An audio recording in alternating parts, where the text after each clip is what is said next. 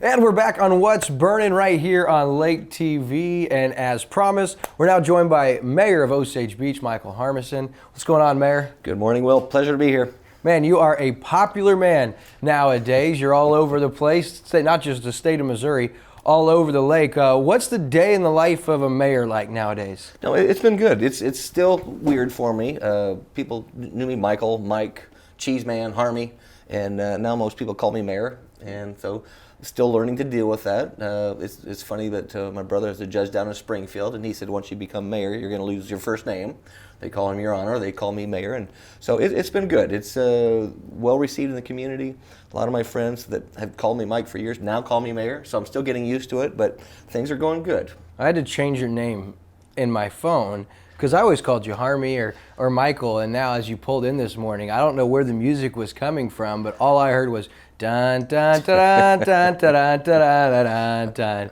Mayor has arrived. But man, it's been great, and we've seen you hit the ground running since you've taken office. I mean, it hasn't been long. What's it been, 4 or 5 months? It'll be 3 months, I believe, this Thursday. Wow, so only 3 months. Correct. It's been a busy 3 months. And one of the biggest subjects or topics that you've kind of found yourself involved in as part of your duties is this proposed selling of the outlet mall in Osage Beach. And of course, just to catch people up a little bit, owned by Simon Properties, or the Simon Group, largest owners of malls in America. And we've seen the mall kind of dwindle as far as occupancy over the last few years. And so the Foster family and Horizon Development have been in talks with Simon, and that kind of has fallen through for various reasons. But just kind of catch us up on what's taken place over the last month and a half and how we got to where we're at. All right, I'm going to step back a little bit if you don't mind, because malls in general, because of the climate, the buying experiences people have now, nationwide have been deteriorating. With the online ordering, the Amazons, people not going to the malls, they can do everything online. And there's still the box stores that are not available at Amazon, but nationwide malls, outdoor shopping has been limited. With that being said, the Fosters were in, basically they purchased the property on contract. They joined up with another group out of Kansas City called the Legacy Group. And so between the two of them, they wanted to buy the property. And then they had about $186 million idea to refurbish it, take some of the property in the back, move them to the front and to the side.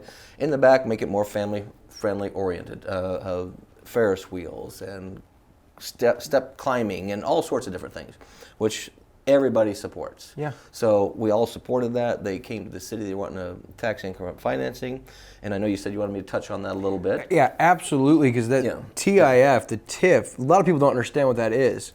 And basically what it is, and I try to use this, and I try to oversimplify things for me and the public. But what it is, let's say, and I'm throwing numbers out here that don't mean anything. So let's say the property is worth $10 million. And they have to pay a percentage of that. Let's say they pay $50,000 a year in taxes on that property at a $10 million value. So then somebody comes in and they want to redevelop it. Now they say it's worth $100 million. And so what they'll do is, typically, rather than paying the $50,000 a year, now they're paying $500,000 a year. The TIF, what it does, it'll take about half of that and put towards helping finance the project, and the other half will go towards higher taxes. And there's a but-for clause, meaning in order to qualify for that, the business has to be considered blighted, which it is. And the but-for policy means that they would not, this particular developer would not be able to do that but for the assistance with the TIF. Okay. So that's what they were trying to do. And so they put that through, and it's up to the Board of Aldermen and the city to verify that it's a good risk, because this community is risking some of their financial taxes. Right. Also, they wanted bonding, and they wanted about $20-some million of upfront construction bonds, meaning they wanted paid up front before any ground was done. So with that, the city was supposed to be due diligence to find out, all right, is it worth the risk? Do they want to risk that? Some people seem to think if you do the bonds and the project fails, the city is not responsible. And in many cases, that is true.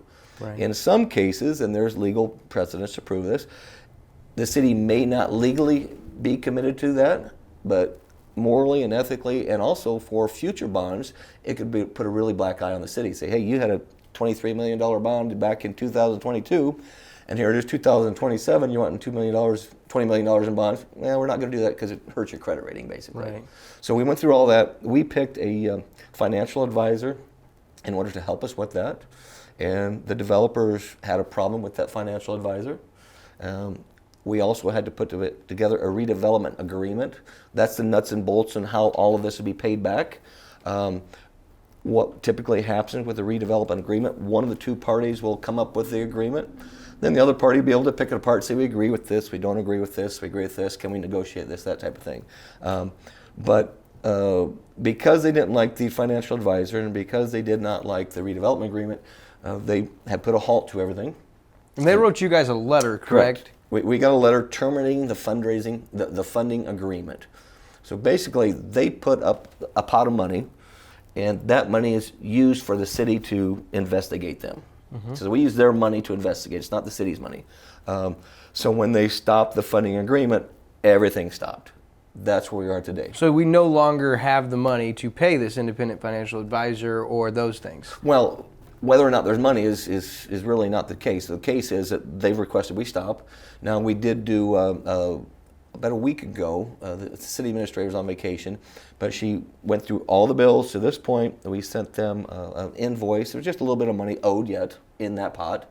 And so that's where we are today. Now, I did have a very nice luncheon meeting with Dan Foster a couple weeks ago, and he did explain to me that they have extended the contract to purchase the property.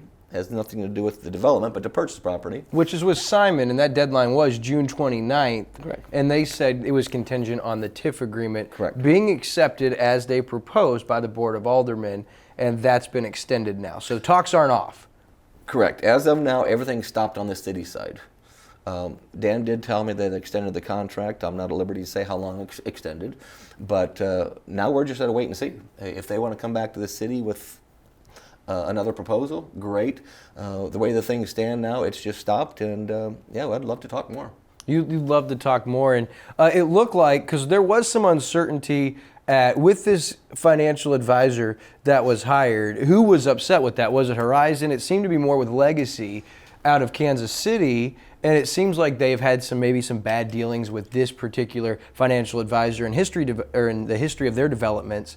And so the question that we had, and I think a lot of people had, is why would Legacy or Harmison not like this financial advisor, and why have they had bad business dealings in the past? Yeah, and that I don't know. I would love to know the details of that. So just to be clear, and I've said this on, I think, with KB, and I've said it at Board of Aldermen meetings, a lot of people wonder, well, how did they get that financial advisor? So just to be clear, I want to say it one last time, that when it was originally established that we needed a financial advisor, and that came from our legal counsel out of St. Louis, we were under a deadline. The developers wanted us to hurry this through. So they gave us one financial advisor that the city had worked with in the past, and dealing with bonds and that sort of thing. But with the magnitude of this one, $186 million, $64 million in bonds, we said, can you give us a couple other recommendations? They gave us a total of 3.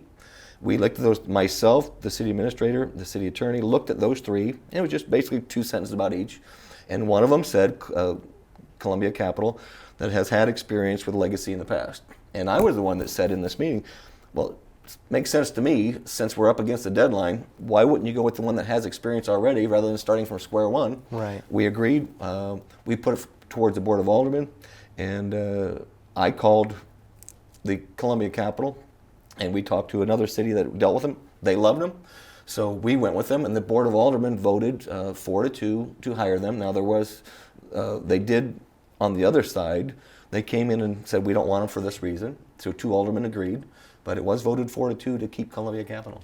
Which is great. And so from my understanding, this was one of the 3 recommended financial advisors from the developer. No, from our legal counsel. Gotcha. The city's legal counsel, yes. Gotcha. Very good. Yes. And so they took problem with that, and that was really where the halt happened. But now they want to keep that conversation going. I hope so. Yeah. And so the process would have to be, if they wanted there to be a new financial advisor to move this forward, that's not happening overnight. No, what has to happen, and it's not a city statute, it's a state statute.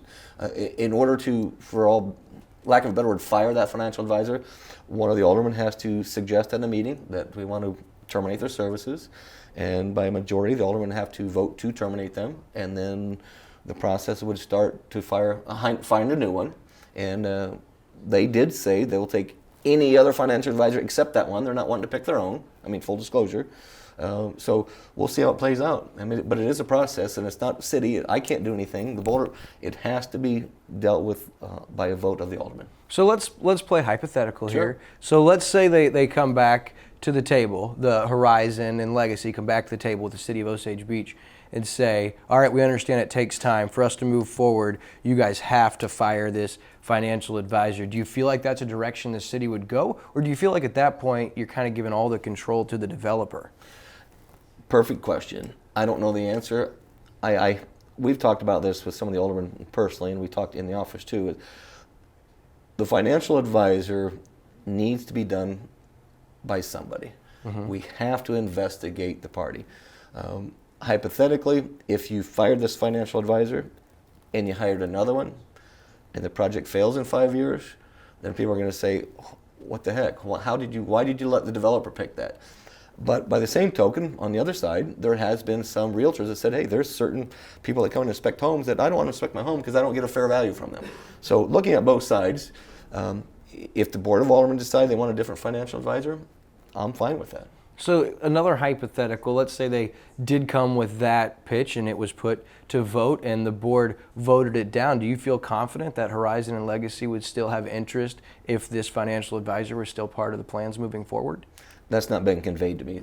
It's been conveyed to me that with this financial advisor that it will really put some real strains on the possibility of this moving forward. Gotcha. But that's even just the first part. The second part is we need to come up with a redevelopment agreement. Yeah. We've already put one forward, so we're waiting for the other side to come for. Yeah. Gotcha. Well, I mean, that's huge for the city. And the great thing is, I think there was some thought or some understanding that if this doesn't work out with Harmison and Legacy, that the mall may not get bought. But I think that mall probably has to have other suitors because such an attractive property in such an attractive area like Lake of the Ozarks, surely there's other people interested, right? No, there is. And when I say there is, I don't have any bids, I don't have any inside information, but there's developers knocking on the door weekly saying we want to come down here, we want to look at things. The city of Osage Beach has a brand new position that just hired, Mitchell Moon is his name, mm-hmm. and he's our first time ever. He's an economic development specialist, and we've had many talks in the last week, and top of his priority list is let's get that mall open. So it's not going to go away. I mean, I really, really feel confident that we're going to get that thing going, and I'd love for the Fosters to be involved in it. They're great for the community, good people. Yeah, I'd consider them friends of mine, and I'm and not deep on here. Ties down here, man. Yeah, and I would love for that to work with them. So we'll see what happens. And outside of that, of course, this is what's getting all the attention and all the talk. But you mentioned getting ready to hit 3 months. Been a busy 3 months. There's a lot of other things you guys are working on to move the city forward. Can you shed some light on some of the other projects or plans you guys are working on? Yeah, there's the Sycamore Creek project, the old golf course. Mm-hmm. We have a developer that came in, and pre-COVID, he had purchased about 14 acres on contract.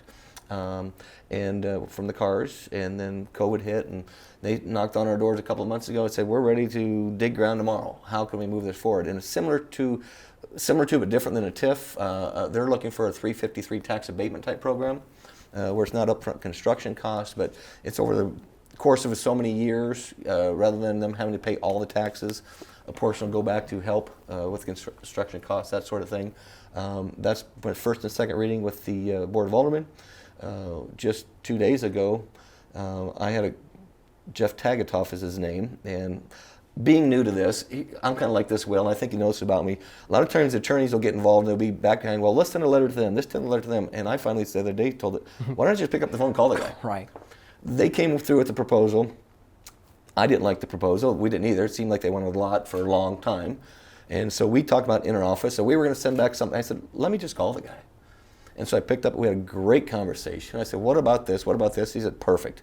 So now the attorneys are writing this stuff, and I think it's going to be good. It's going to be a few years, if it goes through the Board of Aldermen, gets passed, which I hope it does, because we need housing. And it's not Section 8 type housing, but it's not expensive type housing. We're looking at 10 different complexes, about 240 people, dog park, swimming pool, and it'll be $900 to $1,200 a month. Most of them single and two rooms, a few 3-bedroom, but more for those workers that awesome. They have a co-worker. They can both put $450 a month and live right here at the beautiful Lake of the Ozarks. One of the biggest issues facing our area as we move forward. Well, Mayor, I sure appreciate your time. I want to ask you, are you glad you ran? Are you glad you're doing this? I'm very glad I ran. I'm enjoying it. I'm learning a lot. The city of Osage Beach, and I've said this many times, when I ran, just to be clear to everybody, everybody's playing nice and we're all getting along and we're moving things forward. I'm very much into customer service. And I think at the first when I kept telling we need to work on customer service because I want the citizens and the businesses to look at the city of Osage Beach as their partners. Yeah. They're working with them, not against them. And I think initially that meant, oh, you mean we weren't doing that in the past? I said, no, it's just we can do better. Yeah. And there are rules and regulations. I fought with them personally, but there's rules and regulations that have to be followed. But it's how the city perceives those and how you act towards them. Go visit with. You have a problem with the city? Let me come visit with you. Here's our policy, but maybe we can help you. So customer service. I even told the police this the other day. I've used an analogy many times. Roadhouse. And so be nice. Right. Until it's time not to be nice. Right. And there's times not to be nice, but just be nice. And the city of Osage Beach is a wonderful place. We're working together nicely, and I think you can see a lot of big things. Yeah, as long as you're nice to us, we're real happy with that. And you always are. We appreciate your time. And I know you're a dog person, so you'll love this next segment. On the other side of the break, we've got our next furry friends at Ozarks Cat and Canine. You're going to want to see Darth Vader, cute little furry friend or feline, if you will, up for adoption. So you're probably headed up to Ozarks Cat and Canine after this, I'd imagine. Well, I've got a meeting in Columbia, but I'll listen to it. Very good. That is Osage Beach Mayor Michael Harmison. That's going to do it for this moment. We'll be back after this with Furry Friends presented by our vet at the lake.